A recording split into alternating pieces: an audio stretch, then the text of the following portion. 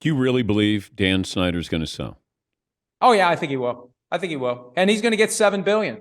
They're lining up already. I was told over the weekend that a half dozen credible majority owners with the money to buy the team easily had begun kicking tires on this. And this is a flagship NFL franchise, at least it should be. And the idea is once there's a new owner will be given the keys to the RFK site. Go ahead, build a state-of-the-art stadium there. That's something Dan Snyder is never going to be able to do.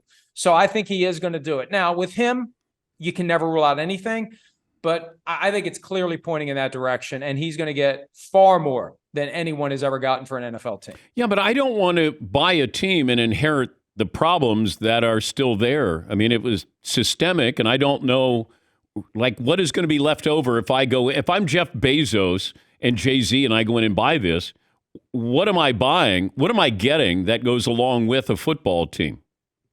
Well, and that's part of the negotiation, Dan, that happens anytime a company is acquired by a new purchaser. It's part of the due diligence process. You look over everything, you identify all potential liabilities, and you figure out ahead of time who's responsible. Am I buying your problem, or are you keeping your problem? Are you responsible for these lawsuits that have been filed, or am I? Because if I am, that affects the purchase price. So I think that can be easily handled. When you're talking about $7 billion changing hands, these cases, and financially, this new lawsuit, drop in the bucket. It's nothing.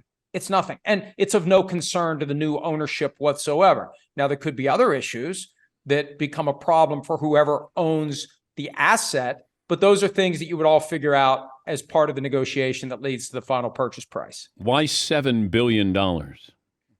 Sounds good. Nice round number. I thought it was going to be between 5 and 6, but there were multiple reports over the weekend. He's looking for 7. And Dan, when you're talking about an NFL franchise, I think the balance sheets and the calculated book value, all that goes out the window. These are assets that are continuously going up in value. And it's just a matter of time before that $7 billion team is worth 8 or 9 or 10. I mean, Snyder will have flipped something he paid $750 million for into $7 billion in 23 years. Not to mention all the money he's made throughout the past 23 years. But these things keep going up and up and up. The gambling revenue from the proliferation of the legalization of sports betting has helped. But someone told me a couple of years ago, before too long, the average random run-of-the-mill team is going to be worth between 8 and 10 billion.